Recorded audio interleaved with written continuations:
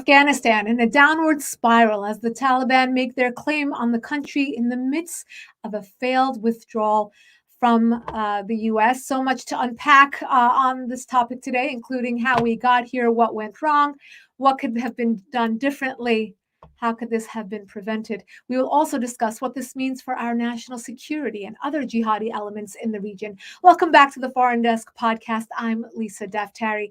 Today, we're joined by my good friend and colleague, the sharpest and best informed Middle East analyst, in my opinion, and I'm sure many others, author and commentator, Dr. Walid Phares. Dr. Phares is co-secretary of the Transatlantic Parliamentary Group and former foreign policy advisor to Donald Trump. He's the author of several informative books on the region, including Future Jihad, The War of Ideas, Winning the War Against Future Jihad, The Coming Revolution, The Lost Spring, and of course, his latest book, The Choice, which compares the foreign policies of Trump versus Obama and Biden. Dr. Walid, it's my utmost pleasure to welcome you to the show again. Lisa, thank you again for inviting me, especially in these very difficult moments. But also thank you for what you do, informing the American public, educating those who are interested in conflict and U.S. foreign policy. And I would like to thank also the staff of your team. Thank you. And we're so excited to have you, particularly today. I think there's nobody better to really make sense of what's going on. I know the American people are very upset, confused, with a lot of questions on, what happened. Initially, I want to start out getting your assessment of what's happening on the ground right now in Afghanistan. Around today, and it is evolving, Lisa, as you know, from the last few days, the benchmark has been the fall of Kabul, let's say the fall or the toppling of the government of Afghanistan and the control by the Taliban of Kabul, of many other cities. So what's happening right now is that the Taliban are securing their full control over the country, not just the capital and major cities, but also towns. And what is happening, and we don't see it, or most of the international community is not paying enough attention to, is that the Taliban are also taking the control of the entire international border around Afghanistan. Those who control the border will be able to shut down the country, do whatever they want inside the country, go after whomever they want inside the country, and then be in control financially of all these points of crossing between Afghanistan, Pakistan, Iran, Central Asia, China, and of course the pro-Russian republics in the north. So there is so much happening right now, but if you want to summarize it, Lisa, I would say the Taliban are digesting Afghanistan. And once they reach that strategic digestion, then everything we're hearing from them, those nice statements made by some of their press release and spokespersons, that would be from the past. Then there'll be the return to the Taliban of 1996 till 2001. Speaking of those dates, I think it's important to put into context what's going on, right? You wrote a piece in 2019, actually, 2 years ago exactly, for the Sunday Guardian Live, predicting and warning that this exact scenario may play out if the U.S. doesn't play its cards right. I'm going to post this piece on all our social media accounts after the show, so the audience can take a look, because I think it's extremely informative, and it's from 2 years ago. But what it does so well is the piece outlines the entire lifespan of our 20 years in Afghanistan, from genesis to a potential departure. Before we go on, can you give us, a brief timeline of what happened in Afghanistan? Why did we go in? What was done? And how did the mission change over time? Well, first of all, Lisa, from a historic perspective, Afghanistan was already at war when we went in. So it was not a peaceful, stable country. It was already being devoured by the same Taliban who actually, to just put it in perspective, fought over Afghanistan from about 1991 till 1996. So all really began with the collapse of the Soviets. Afghanistan was a battlefield between the United States and the West and the Soviet Union. The Soviets occupied Afghanistan. There was a resistance of mujahideen. That's different from jihadists, but some jihadists were mujahideen. And we have backed the mujahideen, who, among others, had support from the Muslim Brotherhood. So the configuration during the Cold War was that the US and Islamic fundamentalists were working together against the Marxists, the communists, and the Soviet Union. That ended when the Soviets withdrew from Afghanistan. But when they withdrew from Afghanistan, our interest lowered and we just quit. And what happened then is that the jihadists among those mujahideen, namely the Taliban, who started as a movement inspired by Salafi organizations out of Pakistan and northern India, they advanced. So the same Taliban that we see today, Lisa, are the extension of the Taliban jihadists. And then they fought against forces that we're going to see soon. You and I will talk about what lays ahead of us. The Northern Alliance. The Northern Alliance are forces, ethnic and religious minorities in the north of Afghanistan who did not want to succumb to the Taliban. We may see this again in the next weeks and months.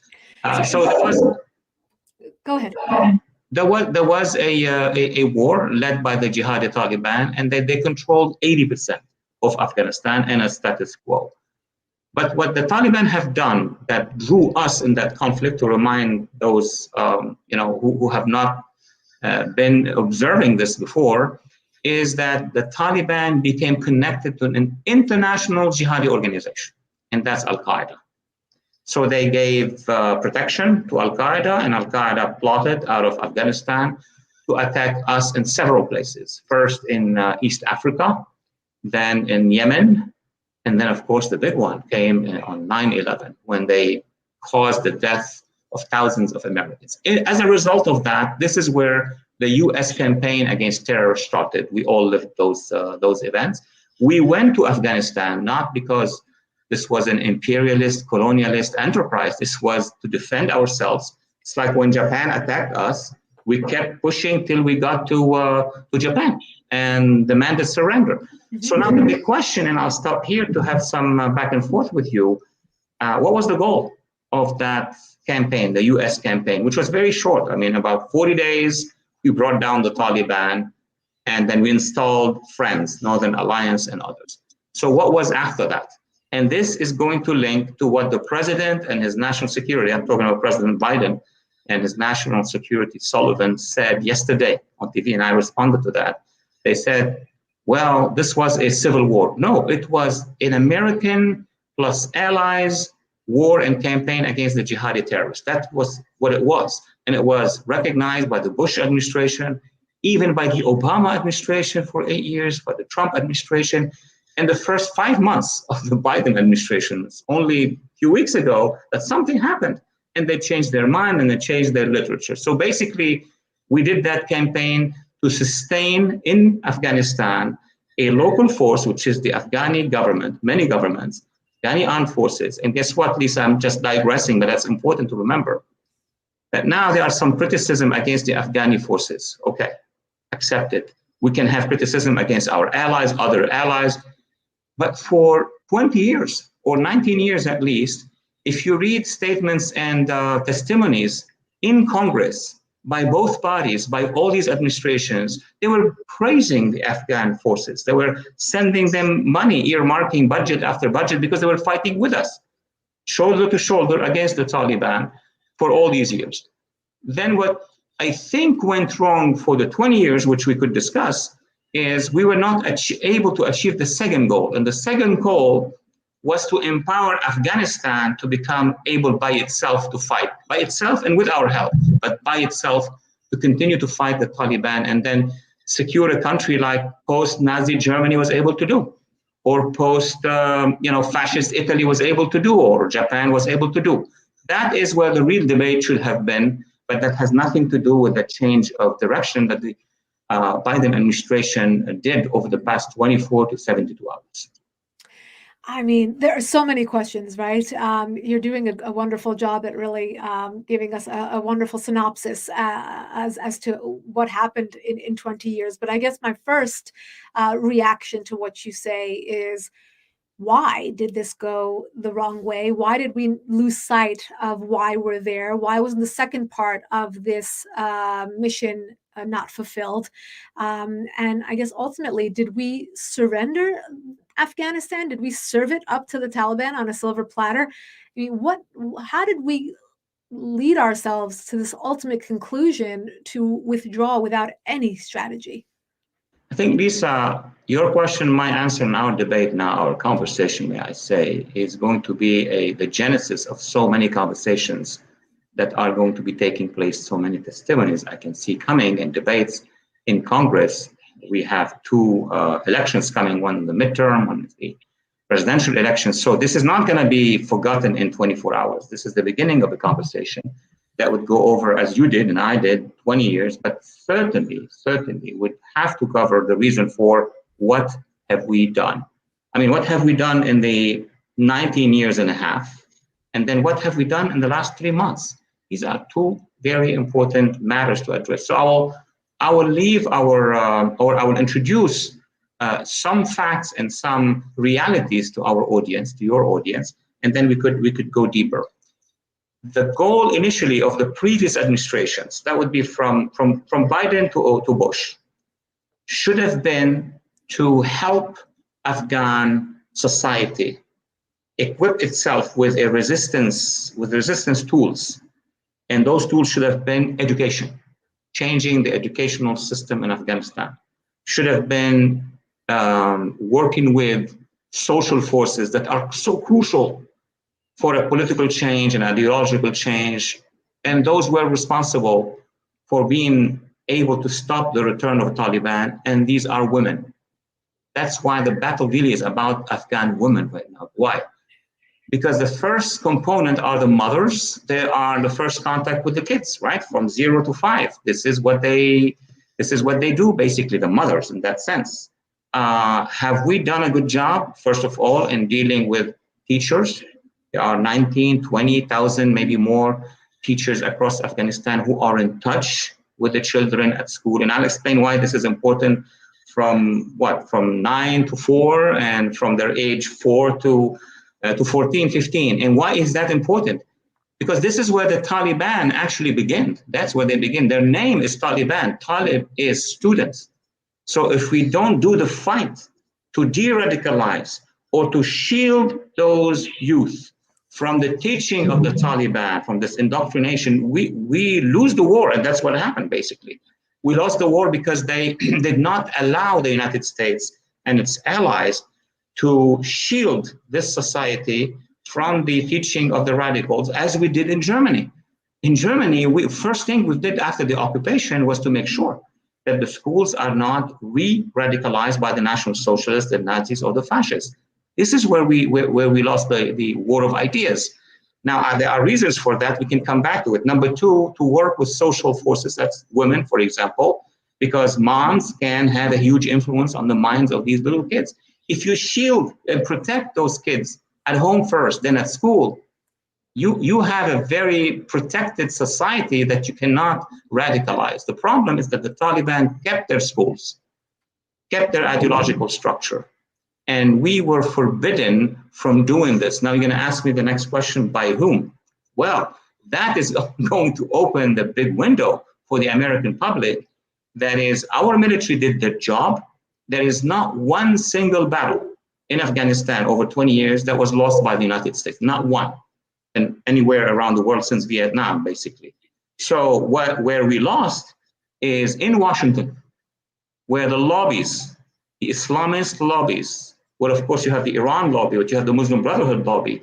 They did everything they could under Bush, under Obama, under Trump, including, and of course, the first few months of the Biden administration, to stop any effort, first by the military. And I was part of these conversations by the media, by our funded media and others, to respond to the jihadist ideology. They created the concept of, oh, you are meddling with those cultures, oh, you are being Islamophobic. Remember, for many, many years, all of this was to stop us from helping in creating the intellectual, mental revolution that would have allowed Afghanistan to shield itself from radicalization. That's only one of the various chapters. Let's go to now the withdrawal. Let's back up even a drop more. Did you support withdrawing U.S. forces from Afghanistan? A. B. Why did the Biden administration have no plan? Not even. I mean, you still had Americans on the ground before the Taliban reached Kabul. How did this happen? Lisa, for the first question, that's very important. I published many books, as you know, and two of these books, Future Jihad and The War of Ideas, Future Jihad in 2005, The War of Ideas in 2007. We were still under the Bush administration. I was calling for a withdrawal, the beginning of a withdrawal in the first 7 years, not in the last two of the 20 years. My point was, we went in, we defeated the Taliban, we leave a small force to support the government, but all or most of our efforts should be in the war of ideas, the ideological war. We could stay in Afghanistan 60 years without winning the war of ideas. We're not doing much. We cannot withdraw.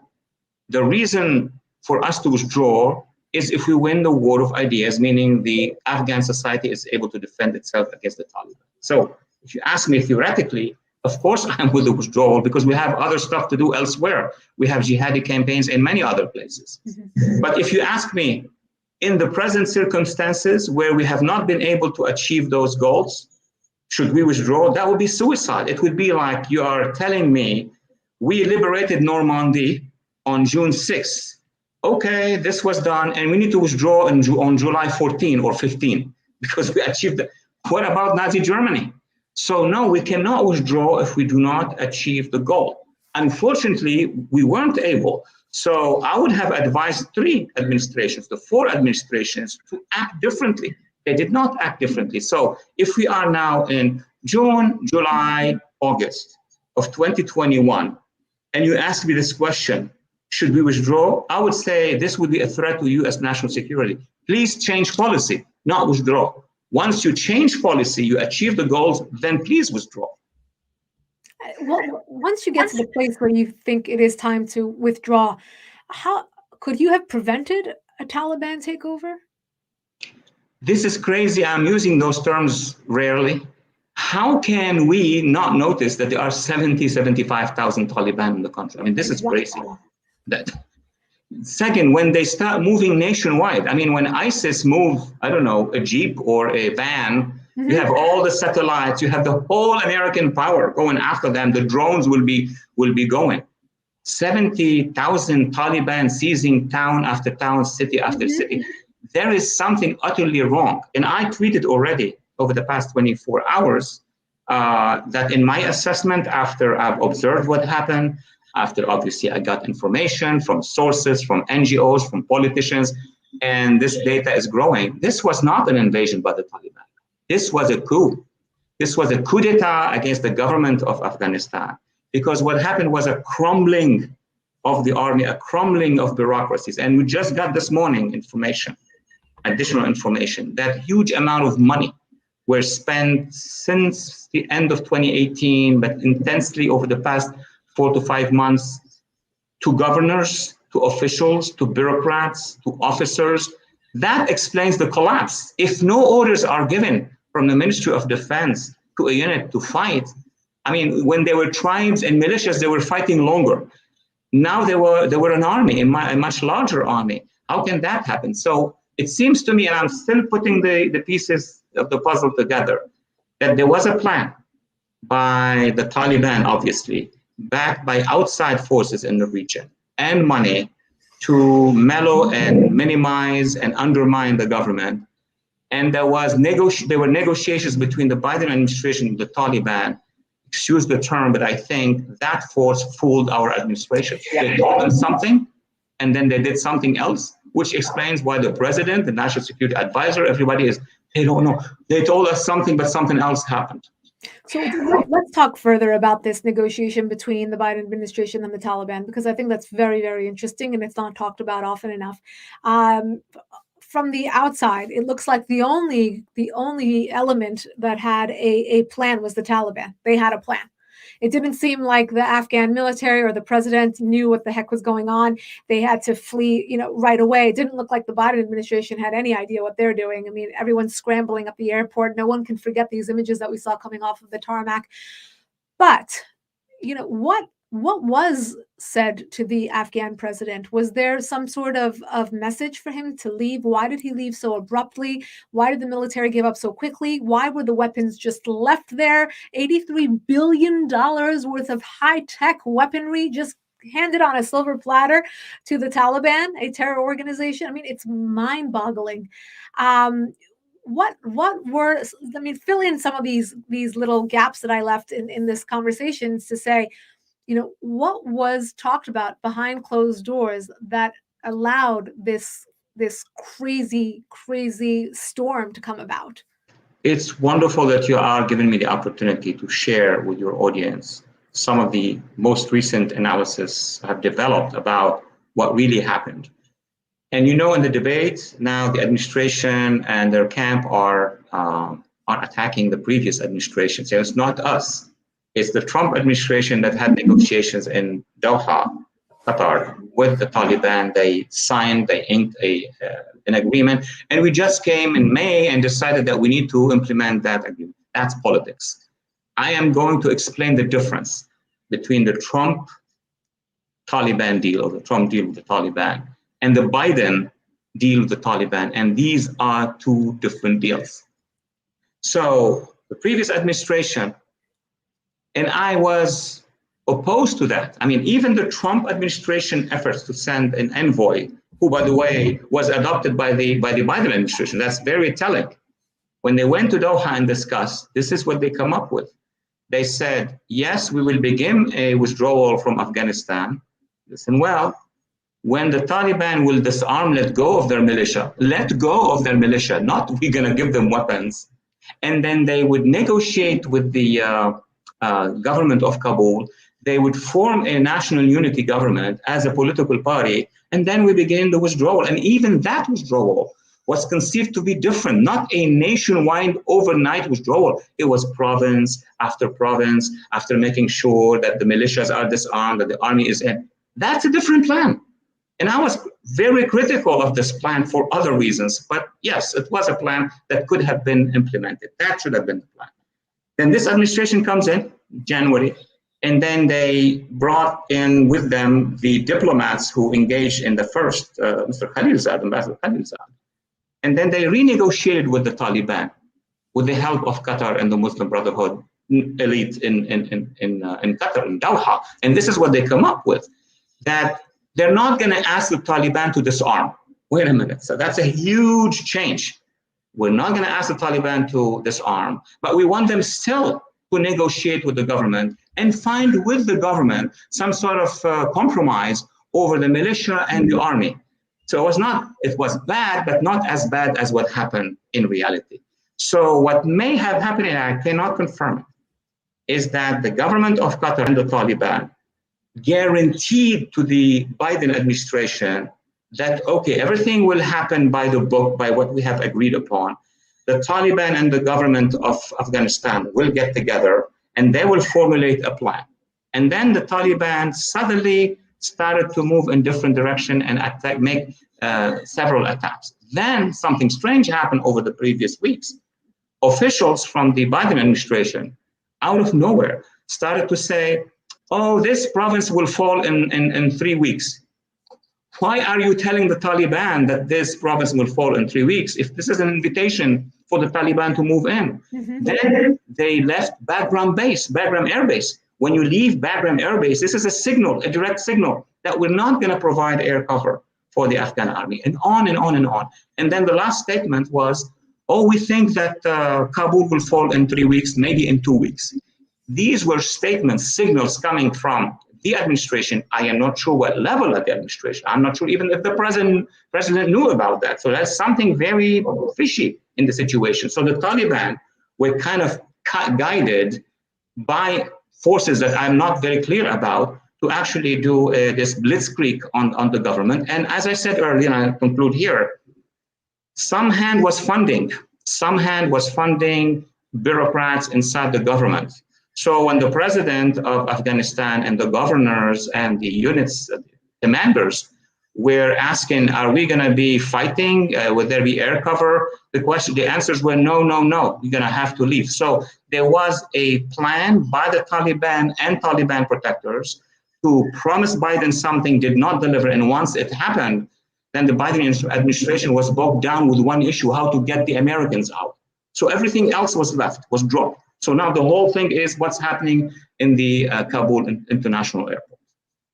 It's crazy to listen to this because it just seems so irresponsible. Like you said, there's a blame game going on. You hear President Biden, who was missing in action for a few days. The same thing for Vice President Kamala Harris. And then when they did come, President Biden came to a press conference. He didn't take any questions, and he blamed basically the Trump administration.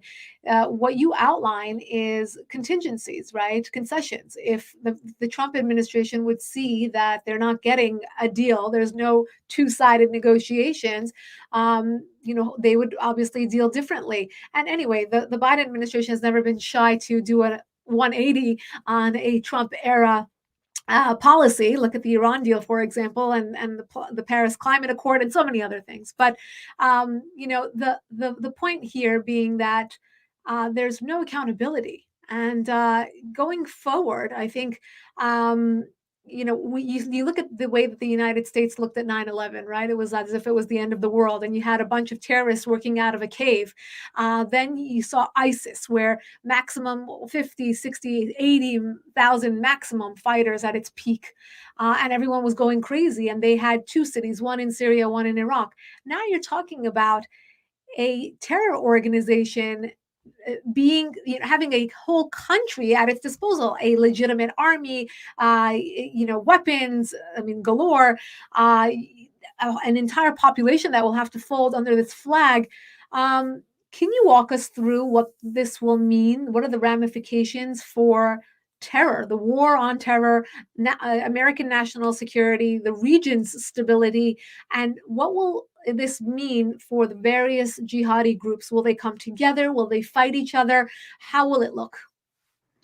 By historical comparison, everybody in the world in 1918 thought that the mother of all wars, they call it the greater war, the bigger war, has ended. This is the mother of all wars. And guess what? A couple of decades later, what happened? World War II, which was 10 times bigger, and it ended with nukes. So unfortunately, we are heading towards a comparable situation. The 9/11 war, which peaked with ISIS, was one very devastating war for Syria and Iraq and Lebanon, parts of Iran as well, and the region in general, and for many Western democracies, which were targeted by these jihadists, for 20 years. And we are heading now for the second larger, bigger jihadi war, because this one is going to have multi-forces. It's going to have, as you just said, a super ISIS, super Al-Qaeda in control of Afghanistan with so much weapons, with so much resources they're going to be able to control at this point in time. And they are protected regionally because on the one hand, you have China, no interest in moving in, Russia, no interest in moving in.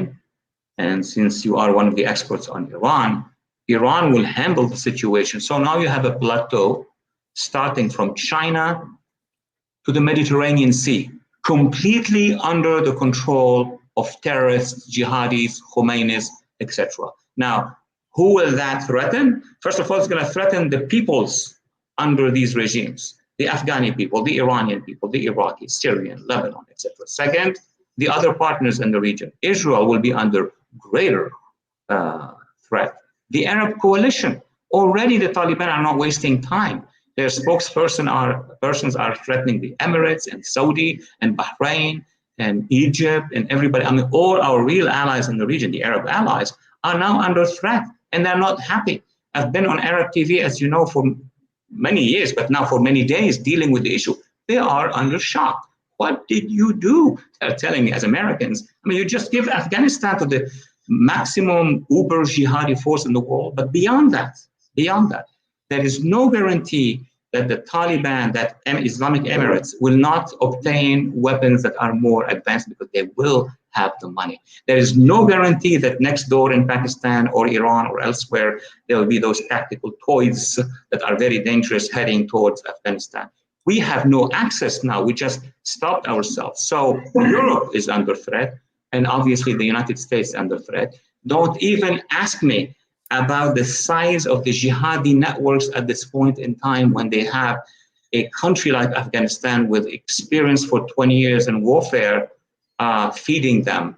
So I would say the situation now is going to be tenfold more dangerous than when it was at the eve of September the 11th, 2001. My goodness. Who's funding the Taliban? I mean, my next question will be about these various countries and what kind of support they're going to give, but who is pulling the puppet strings right now? Now, whose funding is different from who's in control of the political operation, and we could answer the best we can. Who's funding? The Taliban are getting weapons and funding from all the anti-American actors in the region, but to a limited fashion. For example, we know that Iran sent some weapons to the Taliban to kill American and NATO soldiers. So they're not sending their best weapons, but they're sending enough weapons, and they did. Will they continue to send? I don't know. We'll see. China obviously found ways to send technologies to the Taliban through North Korea and others. Next door you have Pakistan. So the entire Taliban network in Pakistan is basically the extension of the Taliban in Afghanistan with their friends in the armed forces. That is not to say that actually the Pakistani government is sending directly weapons, but Pakistan is filled with jihadis who are in support of the Taliban. But there is one country which openly since 2001 hosted the leadership of the Taliban, supported them in the media, politically, and now was, well, as of last year, was moderating their negotiations with the United States and others. That's none other than Qatar, Doha. So that doesn't need even investigation. It's on TV, it's on Al Jazeera.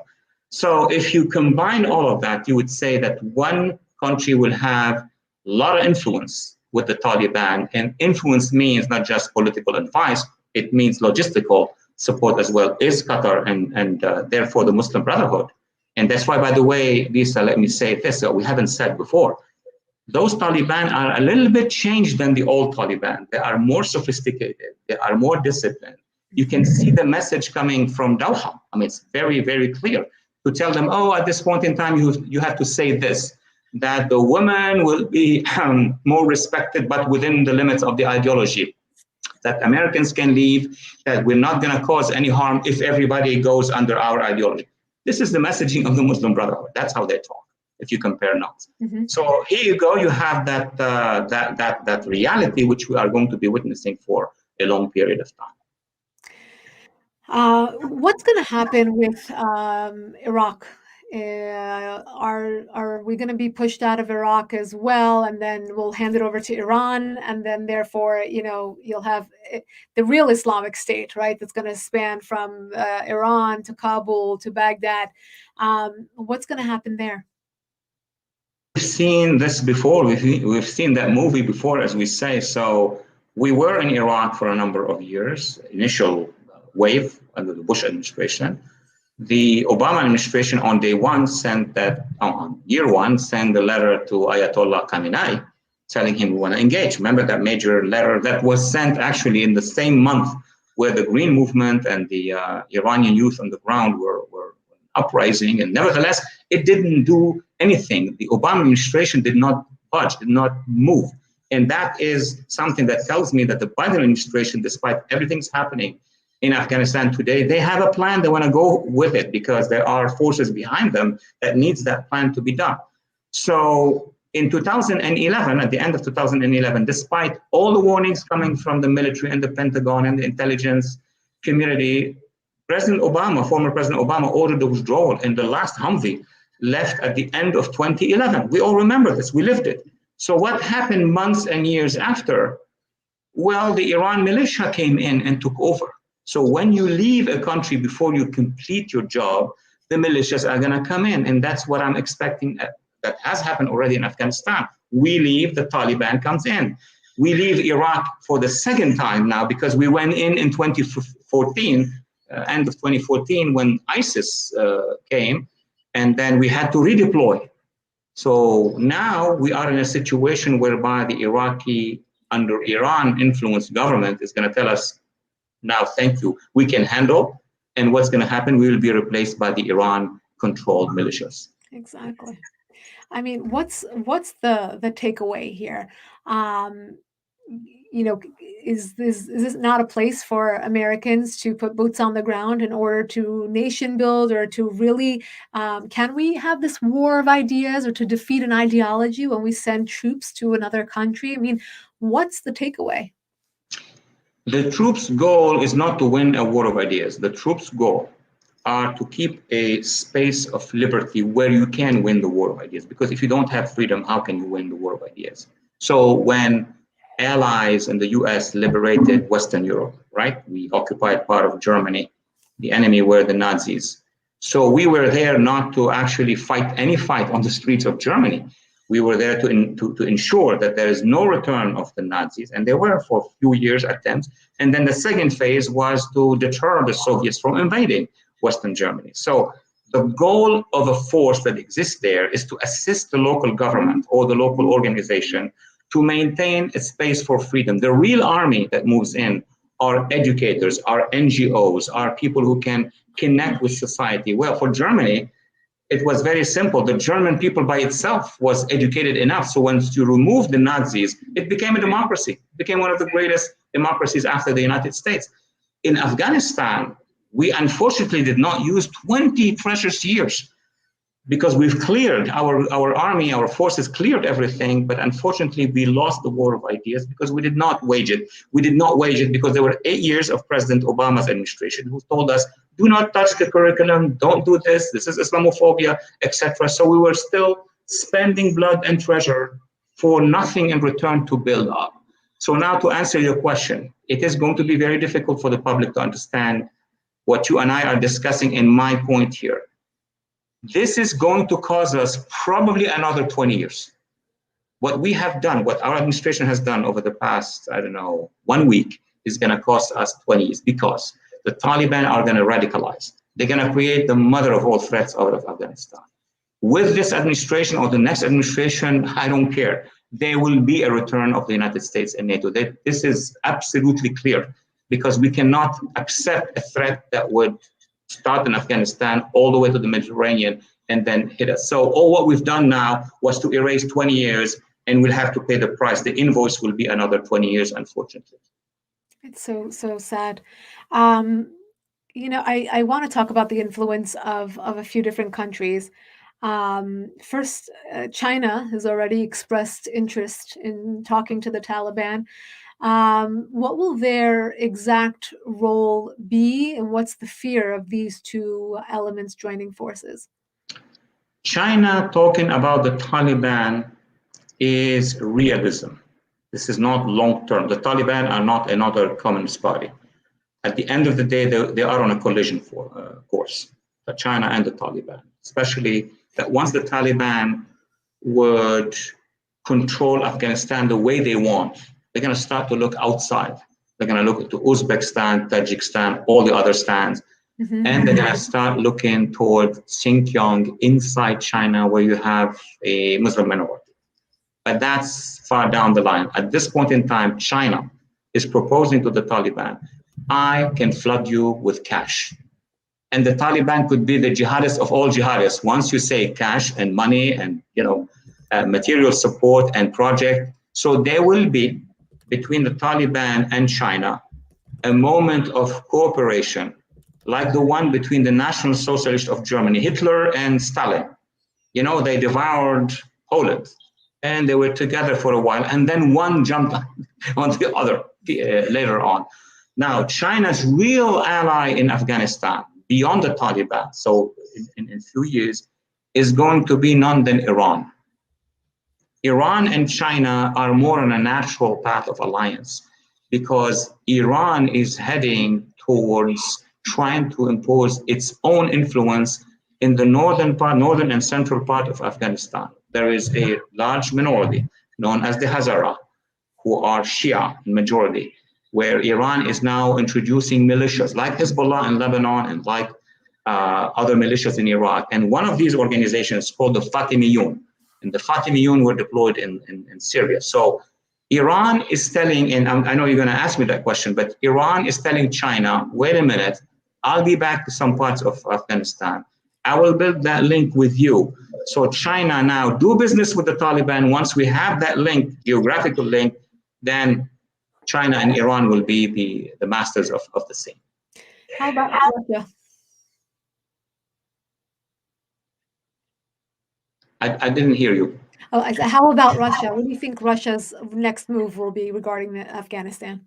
The deep Russia is one thing, and the diplomatic Russia is something else. So Russia issued a statement a couple of days ago, and I tweeted back saying, "Oh, we have no problem with the Taliban. We have an arrangement. There'll be, mutual respected relations over the borders." That is the diplomatic Russia. Deep down, Russia is very concerned about the Taliban. They don't want to begin anything.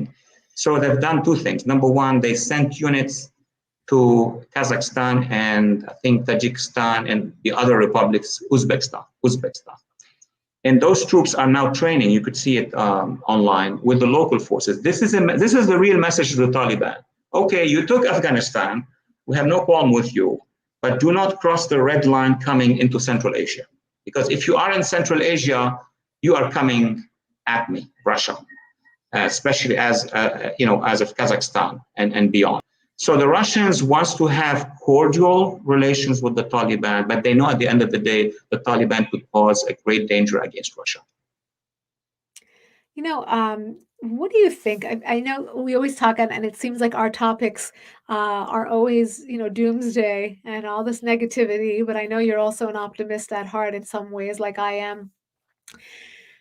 What do you think the region will move closer to the sentiment of the Abraham Accords, for example, because, Saudi Arabia and some of the other Arab nations that have not yet become signatory to the Abraham Accords can look at this and say, oh my gosh, we're in a much worse position right now because instead of diminishing the Iranian threat, instead of diminishing the terror threat, it's on the march. And now there's an entire country that is dedicated to terrorism.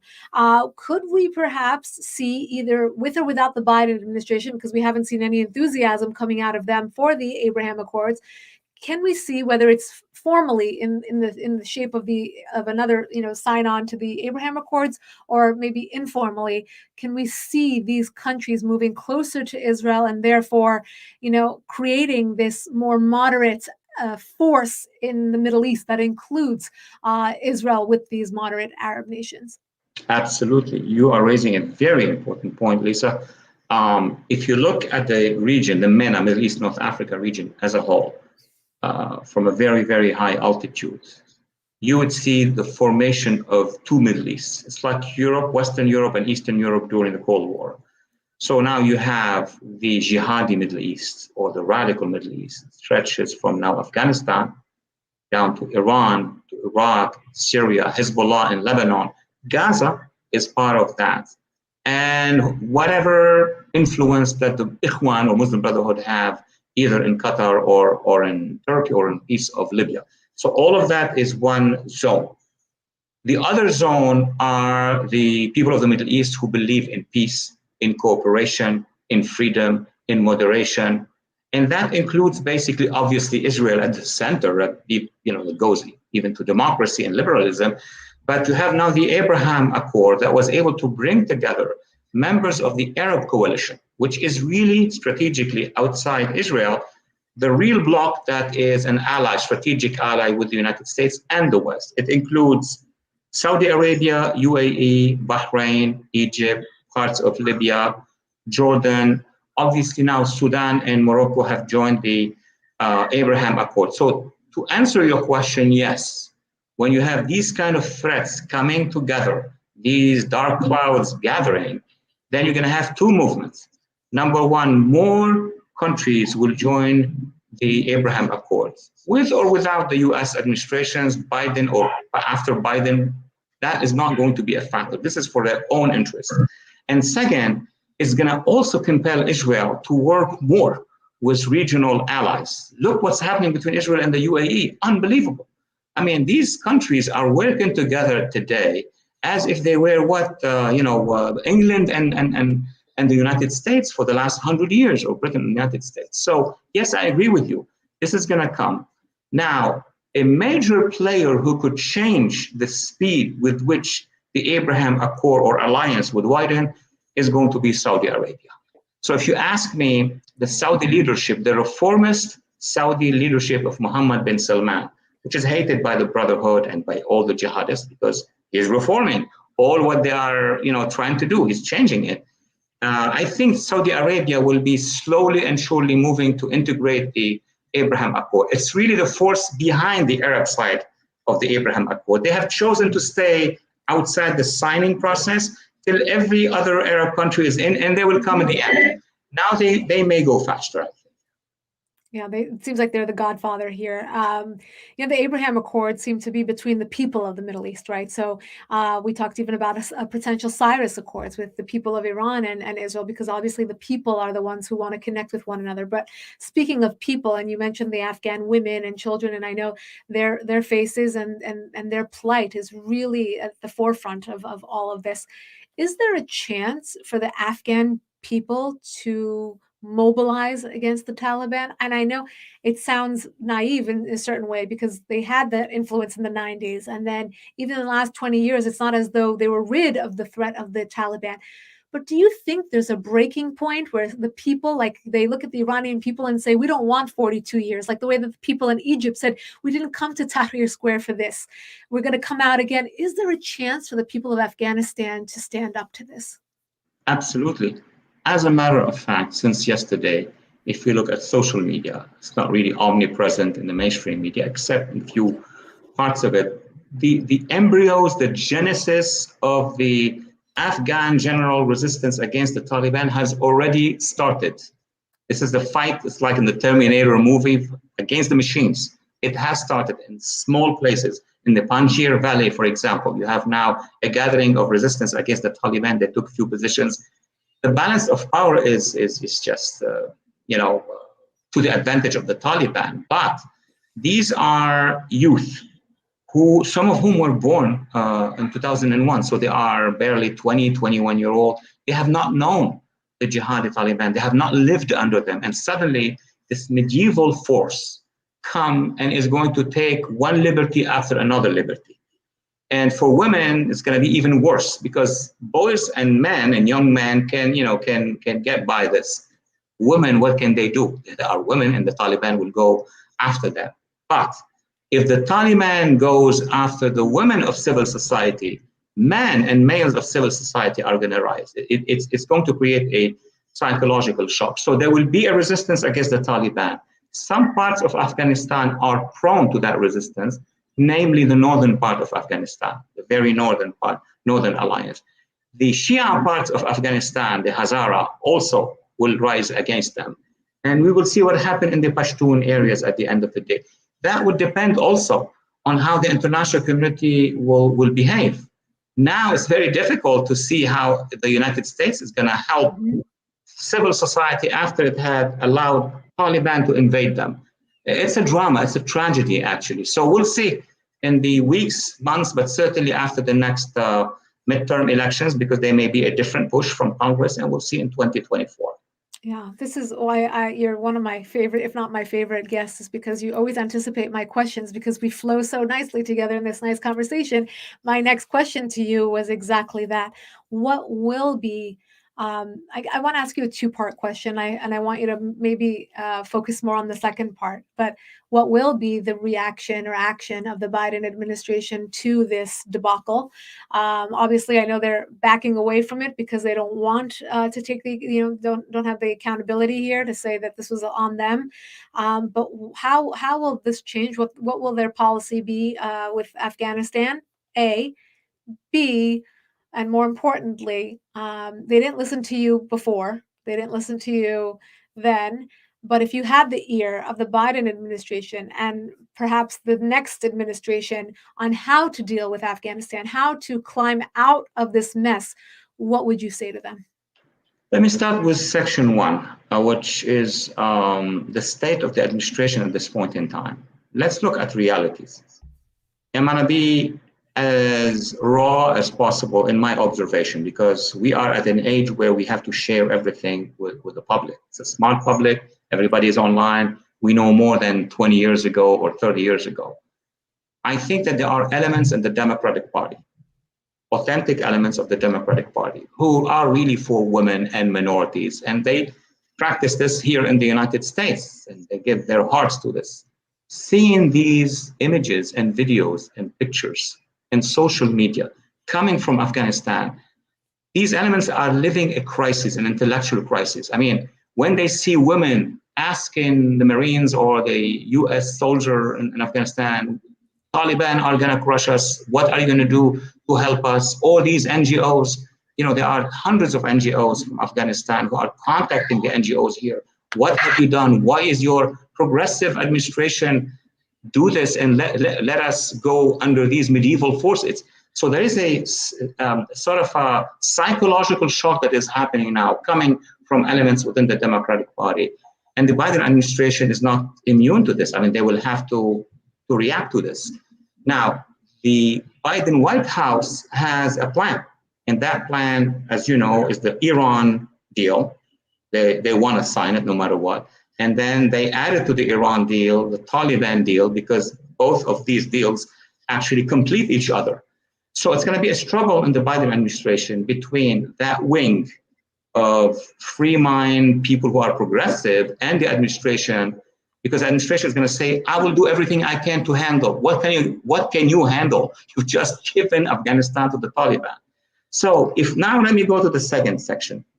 If I had the ear of President Biden, which I don't have obviously right now, I would strongly advise that he should address the American public and should address the Afghan public, because we now have on our hands a crisis with the Afghan people, with all the peoples of the Middle East.